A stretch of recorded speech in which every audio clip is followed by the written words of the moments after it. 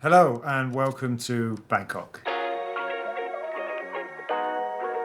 If you're new here like we are, my name is Tristan. And I'm Becky. And this moment marks the very beginning of a brand new chapter for us. A chapter currently full of blank pages that are going to be filled with slow travel and adventure. And we want to bring you along with us.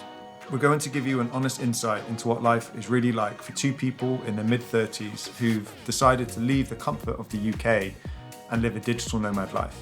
And like what you may see currently on social media, we didn't decide a week ago to quit our jobs and move halfway across the globe with £10 in our pockets and dream of becoming Instagram famous.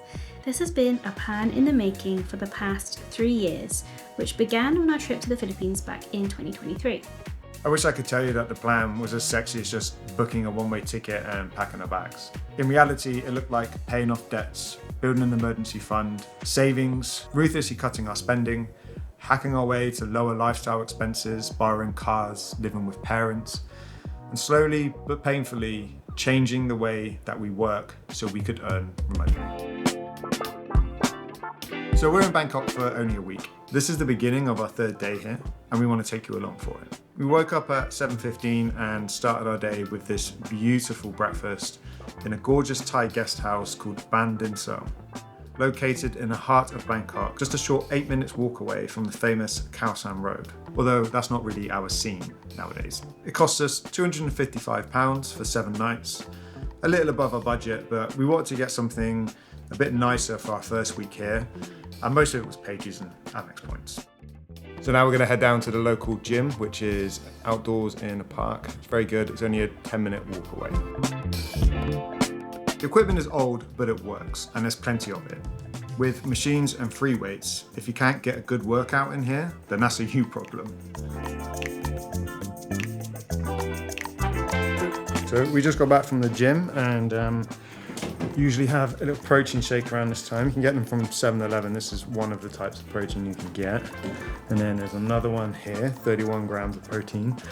There was a new one we found today. And then there's also this berry one that we found also. So we'll give those a try and see what they're like. But yeah, one thing that we've not struggled with being here, which we thought we would, is getting in a good amount of protein. You know, 'cause all the meals and stuff like that. I didn't realise there'd be so much tofu in all the meals. I did. Oh, okay. Well, I didn't. Okay. Oh, it smells sweet.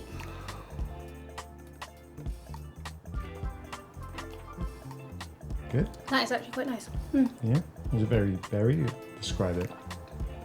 More milky, but it smells like berry. I wouldn't say it tastes like berry. As it's about lunchtime now, we're going to take you to one of our favourite local spots. Aroe is a completely vegan restaurant serving great Thai food with lots of options.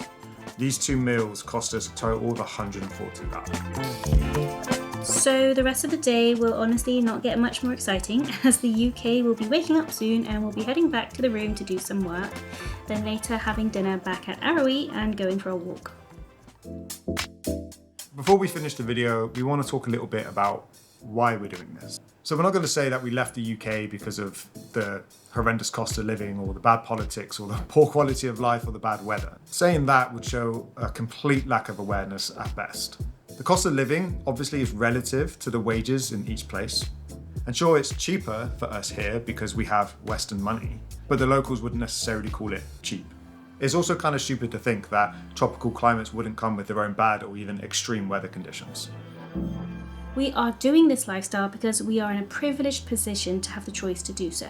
We want to experience new cultures and learn about different parts of the world by living in them. We've both always wanted this lifestyle, and it's not lost on us how lucky we are to be able to have it. We know there's going to be problems that will arise, some easier to deal with than others, and it's silly to think that everything's going to be perfect on the other side of a 12-hour flight. But we've prepared the best we can for any scenario. We spent years trying to make this happen, and it's not like we've moved here and now we can retire. We still have to work, we still have to save, we still have to have good healthy habits for our lifestyle. But we're going to have fun doing it, and we're going to be able to make plenty of lifelong memories and stories along the way. Anyway, in the next video, we're going to be setting foot in Chiang Mai, where we'll be for a couple of months. See you there.